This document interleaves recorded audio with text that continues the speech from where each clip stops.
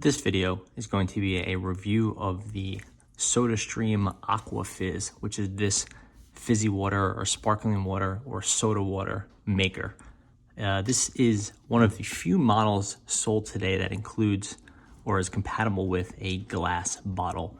Most of these use Sodastream's proprietary plastic bottles. This one includes 2 glass bottles. So if you want glass, you really have to buy the Aqua Fizz.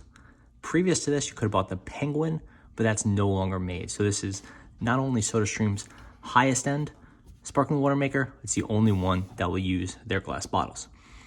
As for the bottle, you get 2 of these for in the kit. It's about a $150 kit, maybe $135 on sale, maybe $160 if you buy some extra pieces, but about $150. You get 2 of these, and they're 0.6 liter glass bottles. So they're smaller than the plastic bottles, which are 1.0 milliliter bottles.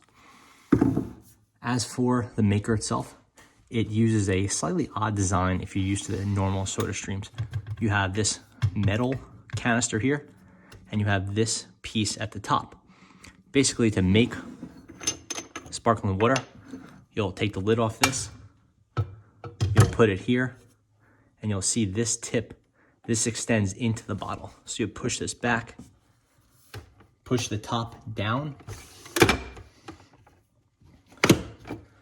lock it in place with here, and there's a button on top where you push to put the CO2 in there. It's kind of a strange mechanism, but it makes sense because now that glass bottle is fully encased in this metal canister at the bottom, and then partially by this plastic surround at the top. I don't think these glass bottles are prone to exploding, but if it were to crack, it would be completely enshrouded in this protective piece of metal here. When you're done with it, you hold this top down, flip the lock, it extends up, and the bottle falls forward. This piece might get a little frost on it, but it's completely fine. One of the quirks of this design is that this sliding piece gets very high up. It's higher than a standard American cabinet height, which is 17 inches. So this will not work with a cabinet over it. You'll have to either do it with in front of your cabinet or someplace else. The design is slightly complex, so if you haven't read the instructions, it might be a little bit confusing how you work it. Another interesting part about the Aqua Fizz is that it only uses the smaller canister. If you know about Sodastream, then you know that there's 2 different canister or CO2 canister sizes. There's this smaller one and there's a larger one that you don't really see much anymore. The size of this back here and the small plate back here, which holds it in, this retaining plate or whatever it's called, means you cannot use the larger canister size. And that's fairly common these days because Sodastream has largely moved away from the maximum size canister into this smaller one. You can see this is called the 30 liter size. Previous to this, they used a 60 liter size or 30 liter size, and some Sodastream soda makers could accommodate either. This can only accommodate the 30 liter. So you're gonna be refilling this thing more often than you would otherwise. The entire build is plastic, which is fairly common for Sodastream as well.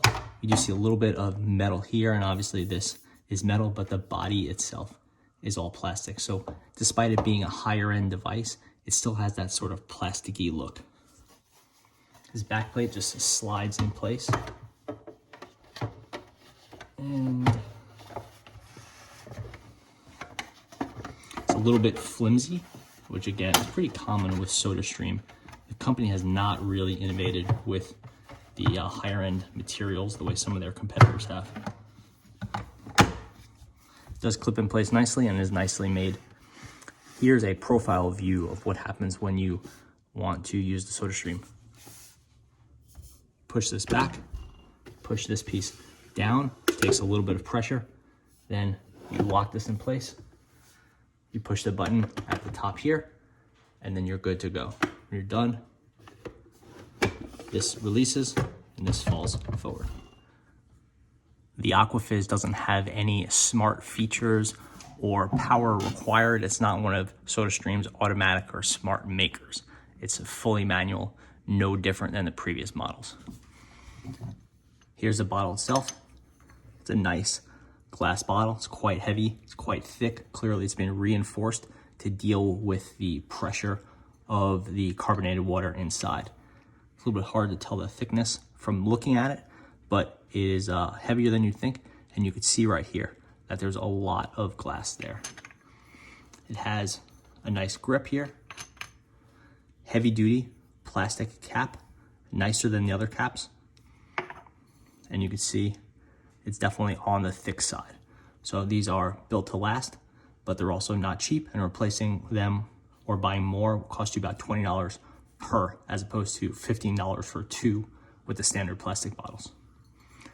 And again, the biggest downside is that they are 0.6 liters as opposed to 1.0 liters. So you're losing 40% of your capacity. Here's the fill line. So you want to fill this up until you get to this line before you put it in there. Now let's hop into a quick demo. So we have cold water up to the fill line. And because this is glass, I feel comfortable leaving this in the fridge for as long as I'd like, so the water's nice and cold. Get it, put it in here. You push it forward. These two will line up. Down, lock.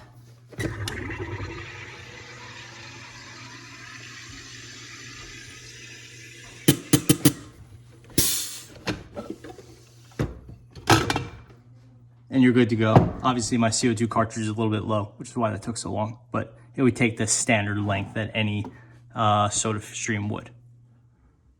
So overall, I would say the Aqua Fizz is a really nice Sodastream maker, but unfortunately it's gonna cost you over twice what a standard Sodastream will cost.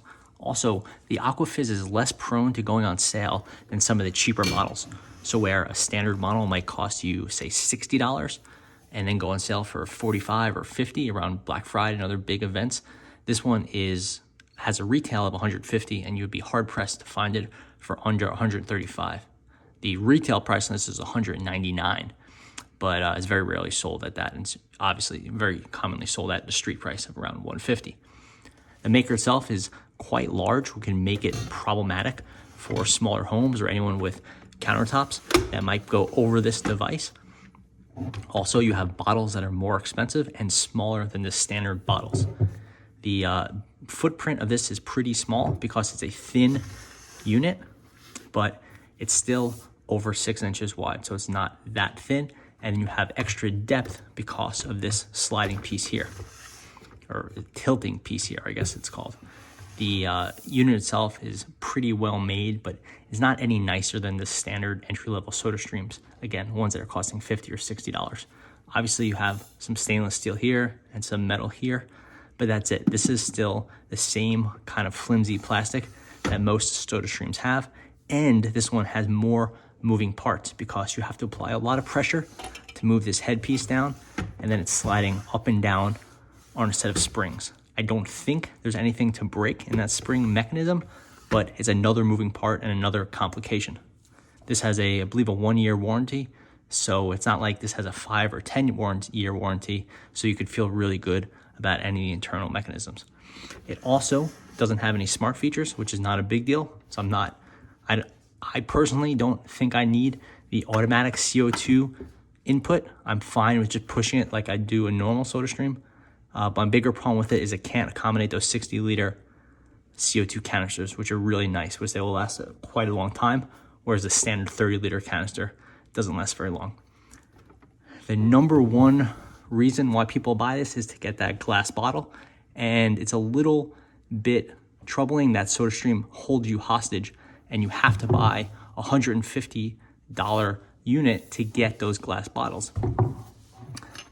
These use a different screw top than the plastic bottles, so you can't buy the glass bottle and screw it into a standard $50 or $60 Sodastream or any entry-level models.